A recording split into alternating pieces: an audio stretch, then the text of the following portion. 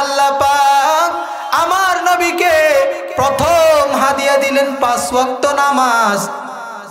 এরপর দ্বিতীয় নম্বর হাদিয়া যে আমার নবীকে আল্লাহ সূরা বাকারার শেষ 2টি আয়াত দিয়েছেন।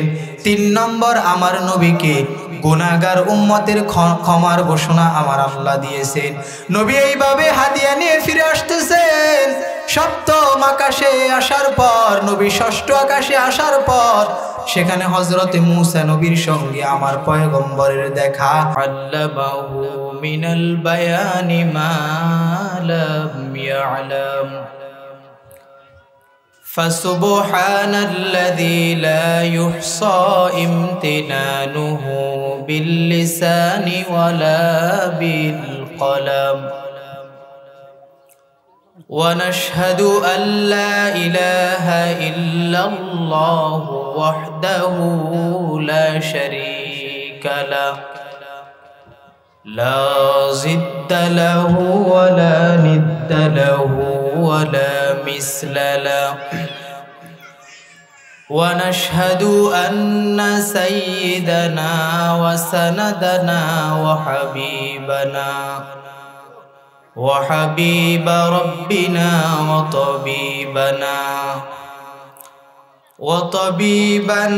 وطبيب قلوبنا ومولانا محمدا عبده ورسوله صلى الله تعالى عليه وعلى آله وأصحابه وبارك وسلم تسليما كثيرا الذي أرسله الله تعالى بالحق بشيرا ونذيرا وداعيا إلى الله بإذنه وسراجا منيرا أما بعد فأعوذ بالله من الشيطان الرجيم بسم الله الرحمن الرحيم سبحان الذي أسرى بعبده ليلا من المسجد الحرام إلى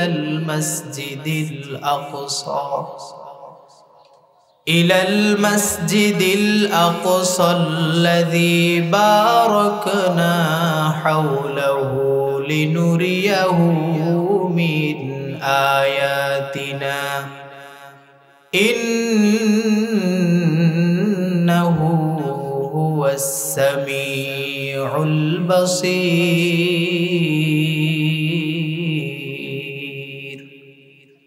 وقال النبي صلى الله تعالى عليه وعلى آله وسلم تركت فيكم أمرين لن تضلوا ما تمسكتم بهما كتاب الله وسنة رسوله.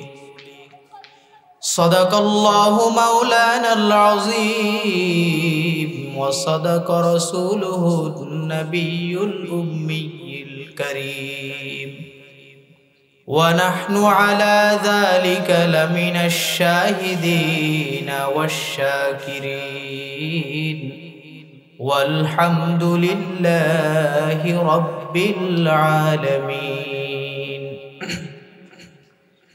मेराज की हमारा नबी सबअ समावात मेराज की हमारा नबी सबअ समावात नहीं भूला वहाँ नबी हम गुनहगार उम्मत, नहीं भूला वहाँ नबी हम गुनहगार उम्मत। मोहम्मद की निशाना रखो भाई दिल में हमेशा, मोहम्मद की निशाना रखो भाई दिल में हमेशा, ताकि शोवी मर्दे का मालूम मौत मुस्तफा, ताकि शोवी मर्दे का मालूम मौत मुस्तफा।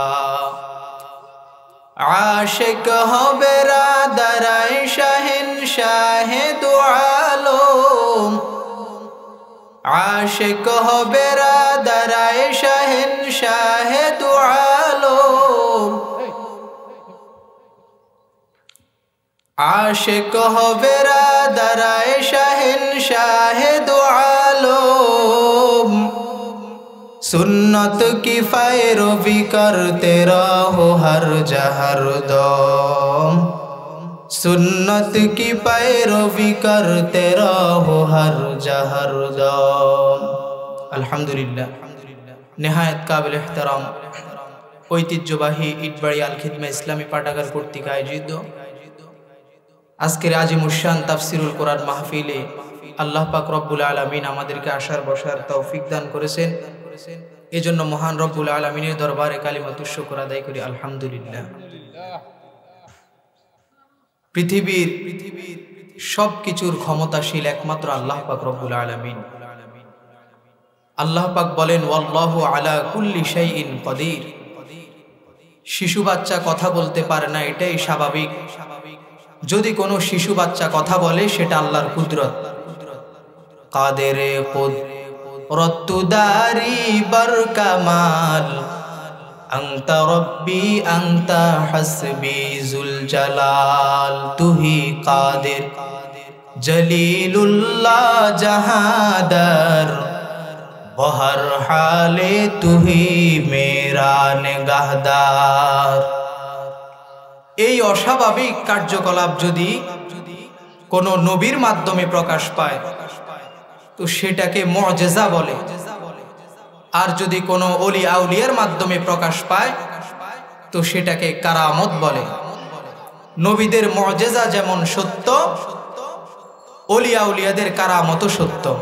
আউলিয়ারা কারে উকবা ইখতিয়ার, জাহেলারা কারে দুনিয়া ইখতিয়ার। মাইলে মোমিন সোয়ে মোমিন মিশাওয়াত, মাইলে কাফির সোয়ে কাফির মিশাওয়াত। নবীজি মসজিদে নববীতে একটি খেজুর গাছের সহিত হেলান দিয়ে খুতবা দিতেন। একদিন এই খেজুর গাছটা পরিবর্তন করে আরেকটি মিম্বর আনা হলো রাসূলের জন্য। নবীজি সেটাই বসে খুতবা দিবেন। যখন এই খেজুর গাছের মিম্বারটা সরানো হলো, খেজুর গাছ থেকে কান্নার আওয়াজ শোনা যায়। সাহাবায়ে কেরাম বললেন, ইয়া রাসূলুল্লাহ, খেজুর গাছ থেকে তো কান্নার আওয়াজ শোনা যাচ্ছে। নবীজি বললেন, খেজুর গাছকে যে তুমি কি জন্য কান্না করতেছ? খেজুর গাছ রাসূলকে বলে, আপনার বিরহে কান্না করতেছি। তো নবীজি বললেন, বলো আমি তোমার জন্য দোয়া করে দিই, তুমি তাজা হয়ে যাবে, তোমার থেকে খেজুর হবে, আমার সাহাবীরা খাবে, আমার উম্মতরা খাবে। খেজুর গাছ বলে, না পয়গম্বর, আমি আপনার থেকে এই দোয়া চাই না, বরং আমি চাই আপনি আমাকে জানাজা পড়িয়ে দাফন করে দিবেন, আর কিয়ামতের দিন জান্নাতের ময়দানে আমি আপনার সঙ্গে থাকব। উস্তুনে হান নানা আজ হাজরে রসুল, নালামিজ হাম চুহার বাবে উকুন। উস্তুনে হান নানা আজ হাজরে রসুল, নালামিজ হাম চুহার বাবে উকুন। মেরাজুন নবী সাল্লাল্লাহু আলাইহি ওয়াসাল্লাম, আমার নবীর মেরাজ, এটা সত্য। নবীজি চাচাতো বোন উম্মে হানির ঘরে ঘুমন্ত। জিব্রাইল আর মিকাইল ওই নবীর কক্ষে চাচাতো বোন উম্মে হানির ঘরে আসলেন। উম্মে হানির ঘরে আসার পর জিবরাইল আমার পয়গম্বরের কক্ষের মধ্যে প্রবেশ করলেন। ঢুকে নবীকে জাগালেন। আমার নবীকে বললেন, পয়গম্বর, আল্লাহ আজকে আপনার সহিত মোলাকাত করবে, আপনার সফর আজকে অনেক বড়। নবীজিকে জিবরাইল এই কথা বলার পর জিবরাইল আমার নবীজিকে নিয়ে রওনা হয়ে গেলেন। নবীর চাচাতো বোন উম্মে হানির কক্ষ থেকে জিবরাইল আমার নবীকে নিয়ে রওনা মক্কা মুআজ্জামায়, সেখানে গিয়া হাজির। সেখানে যাওয়ার পর সেখানে নবীকে নিয়ে সেখানে জমজমের পানি দিয়ে আমার নবী ওযু করলেন। নবীর কলবকে ওপেন হার্ট সার্জারি করলেন। নবীর কলবকে বের করলেন। নবীর কলবটা বের করিয়া জিবরাইল সেখানে জমজমের পানি দ্বারা নবীর কলবটাকে ধুইলেন। নবীজি বলেন, আমার কলবটাতে যে বের করেছে কোনো ধরনের কষ্ট আমার অনুভব হয় নাই। এরকম ভাবে ওপেন হার্ট সার্জারি আমার নবীর জীবদ্দশায় 4 বা 3 বার করা হয়েছে। 1 নম্বর বার নবীজি যখন শৈশবকালে হালিমাতুস সাদিয়ার বাড়িতে আমার নবী থাকতেন, ওই সময় আমার নবীজিকে ওপেন হার্ট সার্জারি করা হয়েছে। 2 নম্বর বার যখন নবীজির বয়স 20 বছর বা 21 বছর, ওই সময় আমার নবীজিকে ওপেন হার্ট সার্জারি করা হয়েছে। এবং 3 নম্বর বার হলো মেরাজের সময় আমার নবীজিকে ওপেন হার্ট সার্জারি করা হয়েছে। আমার নবীজিকে এইভাবে ওপেন হার্ট সার্জারি করার পর জিবরাইল আমার নবীজিকে বললেন, পয়গম্বর, আমাদের সফর অনেক লম্বা। জিবরাইল আমার নবীজিকে বোরাকের সামনে বসাইয়া বোরাক নিয়ে জিবরাইল সহ উক্ত আকাশ দিয়ে ভ্রমণ করতেছেন। হঠাৎ একটা স্থানে আসার পর জিবরাইল আমার নবীকে বলে, নবী, ইনজিল আলা হাযাল মাকাম ফাসাল্লি ফীহি রাকআতাইন। জিবরাইল বলে, পয়গম্বর, আপনি এখানে নামেন, ফাসাল্লি ফীহি রাকআতাইন, এখানে নেমে আপনি 2 রাকাত নামাজ আদায় করেন। জিবরাইলের কথা অনুযায়ী আমার নবী নামলেন, 2 রাকাত নামাজ আদায় করলেন। নামাজ শেষে আবার জিবরাইল সহ রওয়ানা। জিবরাইলের এই কথার পর আমার নবী বললেন, জিবরাইল বলে, পয়গম্বর, আপনি যে এই জায়গার মধ্যে নামাজ পড়েছেন, এটা কোন জায়গা আপনি কি জানেন কিনা?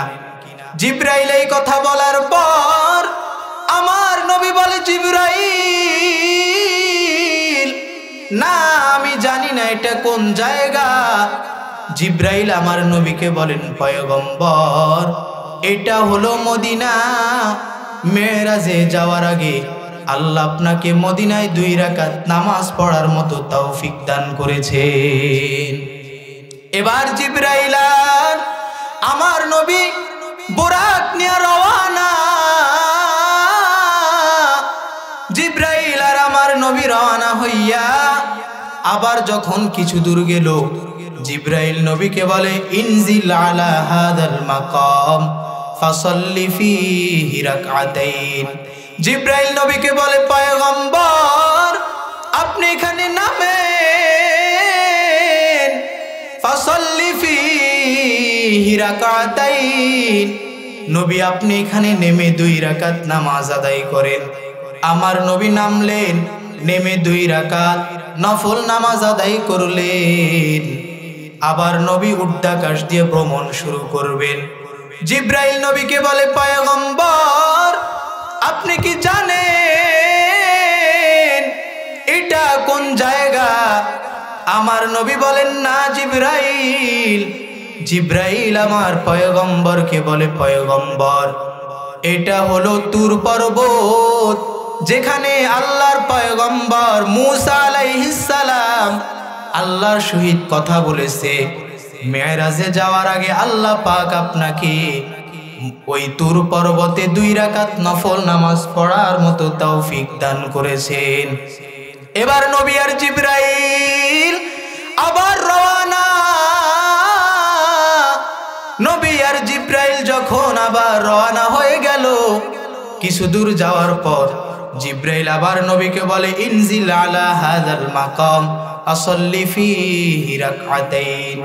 নবী আবার নামলেন, 2 রাকাত নামাজ আদায় করলেন। নামাজ শেষে জিবরাইল পয়গম্বরকে বলে, পয়গম্বর, এটা কোন জায়গা যেখানে আপনি নামাজ পড়লেন? আমার নবী বলে, জিবরাইল, আমি তো জানি না। নবীজিকে জিবরাইল বলে, পয়গম্বর, এটা হলো শুআইব নবীর এলাকা মাদিয়ান। আল্লাহ মেরাজে যাওয়ার আগে আপনাকে মাদিয়ানে নামাজ পড়ার মতো তৌফিক দান করেছেন। এবার নবী আর জিবরাইল আবার রওনা। কিছু দূর যাওয়ার পর জিবরাইল বলে, পয়গম্বর, এখানে আপনি নেমে পড়ুন। নবীর কথা অনুযায়ী জিবরাইল নেমে পড়লেন। নবী আর জিবরাইল নামার পর আমার নবী সেখানে 2 রাকাত নামাজ আদায় করলেন। জিবরাইল আমার নবীকে নামাজ শেষে বলে, পয়গম্বর, এটা কোন জায়গা? জিবরাইলের এই কথা বলার পর আমার নবী বলেন, জিবরাইল, আমি তো জানি না এটা কোন জায়গা। এবার জিবরাইল আমার পয়গম্বরকে বলে, নবী, এটা হলো এমন স্থান যেখানে হযরতে ঈসা আলাইহিস সালাম জন্মগ্রহণ করেছেন। মেরাজে যাওয়ার আগে আল্লাহ আপনাকে এখানে নামাজ পড়ার মতো তৌফিক দান করেছেন। এবার আমার নবী আর জিবরাইল আবার বুরাক নিয়ে রওনা। বহু লম্বা ঘটনা। সর্বশেষে আমার নবী জিবরাইলকে নিয়ে বাইতুল মাকদিসে গিয়া পৌঁছলেন।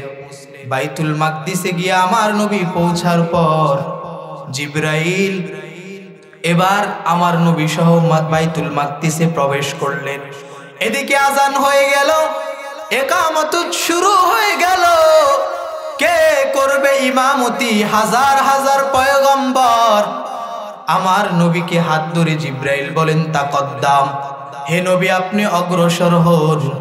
আমার নবী ওই বাইতুল মাকদিসে শুরু থেকে সব পয়গম্বর সেখানে উপস্থিত। আমার নবী সেখানে নামাজের ইমামতি করেছেন। সালাম ফেরানোর পর আমার নবী আর জিবরাইল রওনা হয়ে গেলেন। এবার নবী আর জিবরাইল যখন বের হয়ে রওনা হয়ে গেলেন, জিবরাইল এবার কিছু দূর যাওয়ার পর আমার নবীজিকে বলে, পয়গম্বর, আপনার পিছনে যারা নামাজ পড়েছে তারা কি আপনি জানেন? নবী বলেন, না জিবরাইল। জিবরাইল আমার নবীকে বলেন, পয়গম্বর,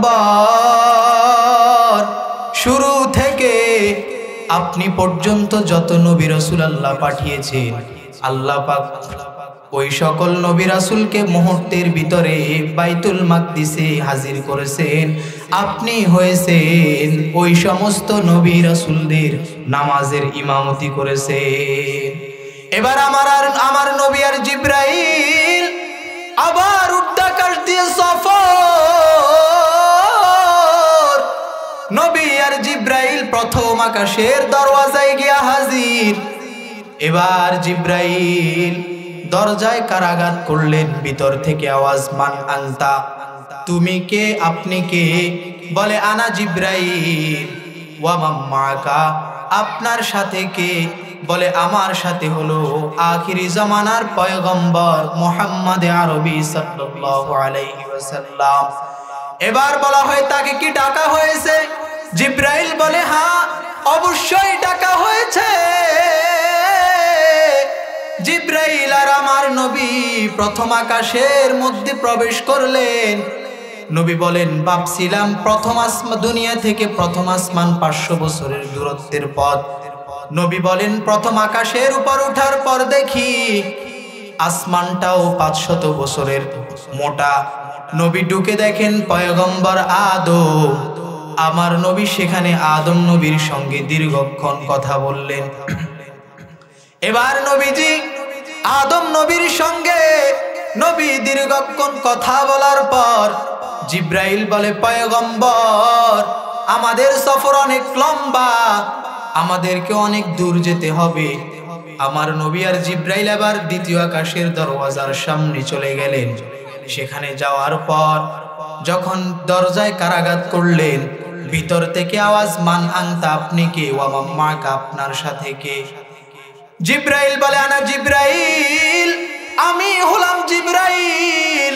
ওয়া মাম্মাকা, আপনার সাথে কে? বলে, হুয়া মুহাম্মদ, সে হলো আখিরি জামানার পয়গম্বর। বলে, তাকে কি ডাকা হয়েছে কিনা? বলে, হ্যাঁ, তাকে ডাকা হয়েছে। এবার নবী আর সেখানে নবী প্রবেশ করে দেখলেন সেখানে আল্লাহর পয়গম্বর হযরতে ঈসা আর হযরতে ইয়াহইয়া আলাইহিস সালাম। আমার নবী ওই দুজন পয়গম্বরের সঙ্গে অনেকক্ষণ কথা বললেন। জিব্রাইল বলে, পয়গম্বর আমাদের সফর অনেক লম্বা, আমাদেরকে যেতে হবে অনেক দূর। এবার জিব্রাইল আর নবী আবার তৃতীয় আকাশের দরওয়াজায় গিয়া হাজির। সেখানে গিয়া জিব্রাইল যখন দরজায় কারাঘাত করলেন, ভিতর থেকে আওয়াজ, মান আনতা, আপনি কে? বলে, আনা জিব্রাইল। ওয়া মাম্মাকা, আপনার সাথে কে? বলে, হুয়া মুহাম্মদ, তিনি হলেন আখিরি জামানার পয়গম্বর রাসূলে আরবী সাল্লাল্লাহু আলাইহি ওয়াসাল্লাম। বলে, তাকে কি ডাকা হয়েছে কিনা? বলে, হ্যাঁ, ডাকা হয়েছে। নবী সেখানে প্রবেশ করে দেখলেন হযরতে ইউসুফ আলাইহিস সালাম। আমার নবী হযরতে ইউসুফ নবীর সঙ্গে দীর্ঘক্ষণ কথা বললেন। এবার নবী আর জিব্রাইল আবার রওনা, চতুর্থ আকাশের দরওয়াজায় গিয়া হাজির। সেখানে দরজায় কারাঘাত করলেন। ভিতর থেকে আওয়াজ, আপনি কে? বলে, আমি হলাম জিব্রাইল। আপনার সাথে কে? বলে, আমার সাথে আখিরি জামানার পয়গম্বর মুহাম্মদ আরবী সাল্লাল্লাহু আলাইহি ওয়াসাল্লাম। নবী সেখানে প্রবেশ করলেন। আমার নবী প্রবেশ করে দেখে সেখানে ইদ্রিস আলাইহিস সালাম। নবী ইদ্রিস নবীর সঙ্গে দীর্ঘক্ষণ কথা বললেন। এরপর সেখান থেকে পঞ্চম আকাশে আমার নবী আর জিব্রাইল বোরাক নিয়ে রওনা হয়ে গেলেন। বোরাক নিয়ে নবী পঞ্চম আকাশে যাওয়ার পর ভিতর থেকে আওয়াজ, মান আনতা, আপনি কে? ওয়া মাম্মাকা, আপনার সাথে কে? নবী বলে, জিব্রাইল বলেন, আনা জিব্রাইল, আমি হলাম জিব্রাইল। আমার সঙ্গে হলো শেষ নবী, আখিরি নবী। বলে, ডাকা হয়েছে কিনা? বলে, হ্যাঁ, ডাকা হয়েছে। নবী সেখানে প্রবেশ করে দেখেন হযরতে ইদ্রিস আলাইহিস সালাম। এইভাবে নবী ষষ্ঠ আকাশে গেলেন। সেখানে যাওয়ার পর আমার নবী সেখানে প্রবেশ করে দেখেন হযরতে মূসা আলাইহিস সালাম। আমার নবী মূসা নবীর সঙ্গে দীর্ঘক্ষণ কথা বললেন। এবার নবী আবার রওনা, আমার নবী জিব্রাইলকে নিয়ে রওনা। নবী সপ্তম আকাশে গিয়া হাজির হয়ে গেলেন। সপ্তম আকাশে ঢোকার পর আমার নবী দেখেন হযরতে ইব্রাহিম আলাইহিস সালাম বাইতুল মামুরের মিম্বারের পাশে তিনি হেলান দিয়ে বসে আছেন। আমার নবী হযরতে ইব্রাহিমকে দেখার পর হযরতে ইব্রাহিম আমার পয়গম্বরকে স্বাগতম জানালেন। বাইতুল মামুরে তিনি মিম্বারের সহিত বসে আছেন। বাইতুল মামুর হলো এমন একটা ঘর, সিরতে মুস্তাফার মুসান্নিফ আল্লামা ইদ্রিস কান্দলবি রহমাতুল্লাহি আলাইহি ওনার কিতাবের মধ্যে লেখেন, বাইতুল্লাহ থেকে প্রথম আসমান থেকে দ্বিতীয় আসমান, এইভাবে সপ্তম আকাশের উপরে যখন তুমি যাইবা, ঠিক বাইতুল্লাহ থেকে বরাবর সপ্তম আকাশে, সেটা হলো বাইতুল মামুর। বাইতুল্লাহ হলো মানুষদের তাওয়াফের ঘর, আর ওই সপ্তম আকাশের উপরে বাইতুল মামুর, সেটা হলো ফেরেশতাদের তাওয়াফের ঘর। বলে সেটা এমন একটা ঘর, দৈনিক 70,000 ফেরেশতা একবার তাওয়াফ করে। যারা একবার তাওয়াফ করবে তারা কিয়ামত পর্যন্ত আরেকবার তাওয়াফ করার মতো কোনো সুযোগ পাবে না। আমার নবী আর জিবরাইল এইভাবে যখন বাইতুল মামুরে নবী অনেকক্ষণ পর্যন্ত নবী সেখানে অবস্থান করলেন, জিবরাইল এবার আমার নবীকে নিয়ে রওনা হয়ে গেলেন। জিবরাইল আমার নবীকে নিয়ে সিদরাতুল মুনতাহায় গিয়া হাজির। নবী সিদরাতুল মুনতাহায় গিয়া যখন হাজির হয়ে গেল, আমার নবী বলেন আমি সেখানে যাওয়ার পর জিবরাইলকে আসল হালতে দেখলাম। নবী সেখানে জিবরাইলকে আসল হালতে দেখার পর বলে সিদরাতুল মুনতাহা অর্থ হলো শেষ বড়ই। শেষ বড়ই মানে হলো দুনিয়ার যত ফয়সালা সব সেখানে গিয়ে ক্ষান্ত হয়ে যায়, আবার আসমানের আল্লাহর যত ফয়সালা সব সেখানে এসে একত্রিত হয়। নবী আমার জিবরাইলকে নিয়ে সেখানে অনেকক্ষণ অবস্থান করলেন। এবার জিবরাইল আমার নবীকে বলে পয়গম্বর আমি আর যেতে পারবো না, এবার আপনাকে একা যেতে হবে।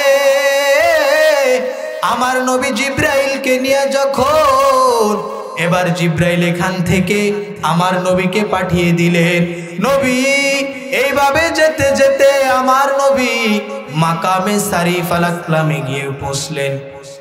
মাকামে শরীফ আল আকলাম বলা হয় যেখানে আল্লাহর ফেরেশতারা বসে বসে মানুষের তাকদির হায়াত সংক্রান্ত সব বিষয় লিপিবদ্ধ করতেছে। আমার নবী সেখানে অনেকক্ষণ বসলেন। এবার নবী সেখান থেকে আবার রওনা হয়ে গেলেন। এবার সরাসরি আমার পয়গম্বর আল্লাহর সঙ্গে দিদার হলো। নবী আল্লাহর সামনে যখন হাজির হয়ে গেল, নবী আমার পয়গম্বর আল্লাহকে কি হাদিয়া দিবেন? আল্লাহ তো সকল জিনিস থেকে বেমুখাফেকি। আমার আল্লাহ তো হলেন আল্লাহু হুয়াল গনিয়ুল হামিদ। আমার নবী তো হলো, যখন নবী এই চিন্তাধারা শুরু হয়ে গেল, আমার নবী বসে বসে যখন আল্লাহকে কি হাদিয়া দিবেন, আমার নবী বলেন আত্তাহিয়াতু লিল্লাহি ওয়াস সালাওয়াতু ওয়াত তাইয়্যিবাত। এবার আল্লাহ বলেন আসসালামু আলাইকা আইয়ুহান নবী ওয়া রাহমাতুল্লাহি ওয়া বারাকাতুহু। নবী বলেন আসসালামু আলাইনা ওয়া আলা ইবাদিল্লাহিস সালিহিন। ফেরেশতারা বলে আশহাদু আল্লা ইলাহা ইল্লাল্লাহু ওয়া আশহাদু আন্না মুহাম্মাদান আবদুহু ওয়া রাসূলুহু। এবার আল্লাহ পাক আমার নবীকে প্রথম হাদিয়া দিলেন 5 ওয়াক্ত নামাজ। এরপর দ্বিতীয় নম্বর হাদিয়া যে আমার নবীকে আল্লাহ সূরা বাকারার শেষ 2টি আয়াত দিয়েছেন। 3 নম্বর আমার নবীকে গুনাহগার উম্মতের ক্ষমার ঘোষণা আমার আল্লাহ দিয়েছেন। নবী এইভাবে হাদিয়া নিয়ে ফিরে আসতেছেন। সপ্তম আকাশে আসার পর, নবী ষষ্ঠ আকাশে আসার পর সেখানে হযরতে মূসা নবীর সঙ্গে আমার পয়গম্বরের দেখা। সেখানে পয়গম্বরকে বললেন আপনার উম্মত 50 ওয়াক্ত নামাজ আদায় করতে পারবে না, তারা দুর্বল। আমি বনি ইসরাইলের উপর পয়গম্বর হিসেবে আসলাম। এরপরেও কতবার পড়ার পরেও আমার নবী বারবার গেলেন। সর্বশেষ আমার নবীজিকে 5 ওয়াক্ত নামাজ হাদিয়া করলেন। আমার নবী আসলেন। এরপরেও সূরা নজমের মধ্যে উল্লেখ আছে এই 3টা বিষয় ছাড়াও আমার নবীকে আল্লাহ এই মেরাজের মধ্যে আরেকটা গুরুত্বপূর্ণ বিষয় দান করেছেন। ফাআউহা ইলা আবদিহি মা আউহা। আমার আল্লাহ এই 3টা বিষয় ছাড়াও আমার নবীজিকে আরো একটা গুরুত্বপূর্ণ বিষয় দান করেছে। মুফাসসিরিনে কেরাম বলেন 14 দফার দাবির বাস্তবায়ন নবীর মাধ্যমে আল্লাহ করতে চেয়েছেন। নবীকে 14 দফার দাবি দিয়েছেন, যেটা ইসলামী রাষ্ট্র পরিচালনার জন্য একটা গঠনতন্ত্র বা সংবিধান, যেটা রাষ্ট্রের প্রত্যেকটা নাগরিকের জন্য মানা অপরিহার্য। 1 নাম্বার হলো তাওহীদ। আল্লাহর সঙ্গে দুনিয়ার কাউকে শরীক করা যাবে না। ওয়া ক্বাদা রাব্বুকা আল্লা তা'বুদু ইল্লা ইয়াহু। 2 নাম্বার হলো মাতা পিতার প্রতি সদ্ব্যবহার, ওয়া বিল ওয়ালিদাইনি ইহসানা। 3 নাম্বার হলো আত্মীয় স্বজনদের প্রতি সদ্ব্যবহার করা। 3 নম্বর হলো আত্মীয় স্বজনদের প্রতি সৎ ব্যবহার করা। আল্লাহ তাআলা বলেন ওয়া আতিযাল কুরবা। 4 নম্বর হলো অপচয় করা যাবে না, ওয়ালা তুবাদ্দির তাবযীরা। 5 নম্বর হলো মিতব্যয়ী হতে হবে। 6 নম্বর হলো দারিদ্রতার ভয়ে কোনো সন্তানকে হত্যা করা যাবে না। ওয়ালা তাকতুলু আওলাদাকুম খাশিয়াতা ইমলাকিন নাহনু নারযুকুকুম ওয়া ইয়্যাকুম।